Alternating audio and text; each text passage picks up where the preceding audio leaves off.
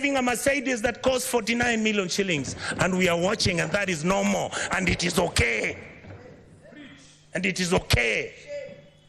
Shame on us. Then we make sure this money doesn't go to the schools. We make sure that hospitals have no money. We start building hospitals now. We want the poor people to come to those hospitals. Poor people can't come to Nairobi Hospital.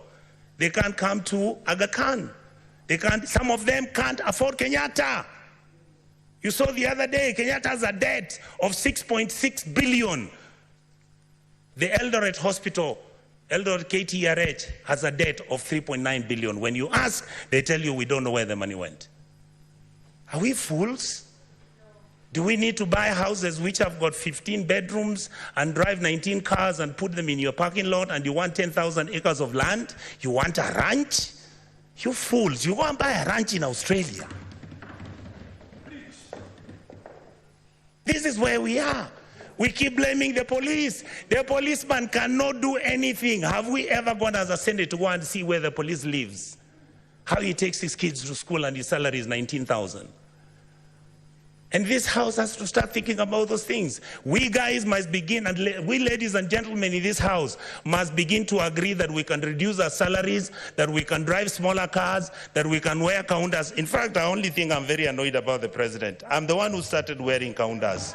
Now he has given Kaunda a bad name. I want Kenyans to love counters the way I loved them. Let us wake up, Kenyans. We can't play football. Money comes from FIFA, it is eaten. World Rally Championship, money comes from there, it's eaten. You go, you want Kenya Lawn Tennis Association, they only want 50,000 to hold an international tennis tournament. Not even the minister appears there. But when the minister is traveling out of the country, he's got how many people? Private jet, goes to Dubai, books one of those hotels, luxury hotels, and he comes back to Nairobi with the same 9 people he took with a private jet. And you assume that the Gen Zs don't know. These days they track you. They can know which private jet you took, where it went, and how it came back. Many of us are worried because either because of history or because of what has happened, we have got a lot of money now, we are owning so much land. Please allow us to have spatial planning. Your land, we can have an implemented law in this house to protect your even identity. But please don't stop stealing public land. Let us have mercy at our people.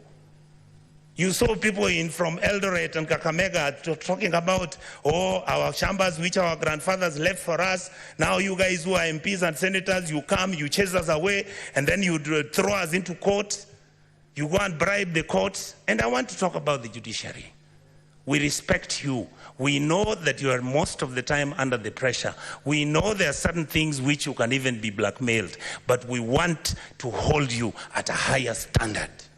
We must hold the judiciary at a higher standard, the legislators at the higher standard, and make sure the president is also at the higher standard. That is how we can move as a country and stop this nonsense. We behave like monkeys running through a forest looking for bananas without knowing whether it's the bananas they want or it's oranges.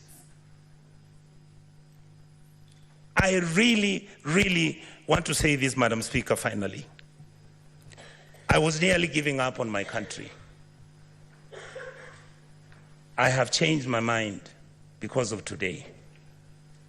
The young men who are fighting for this country have done us proud.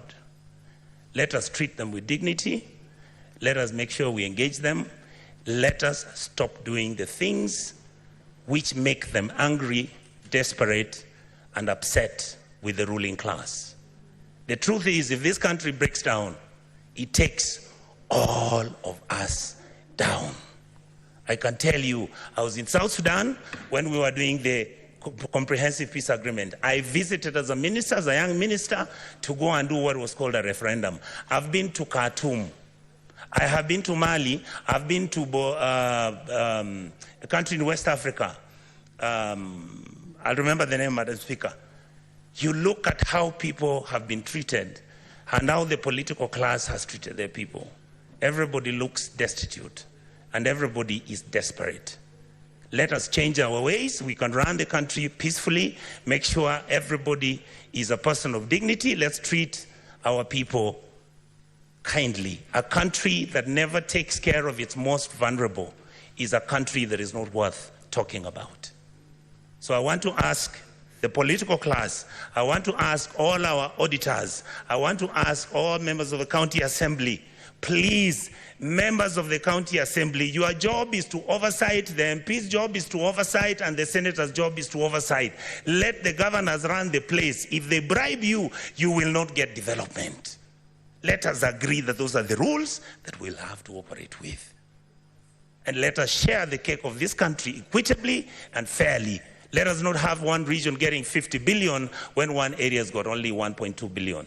And when you are giving scholarships, why should we have 3 scholarship funds in this country?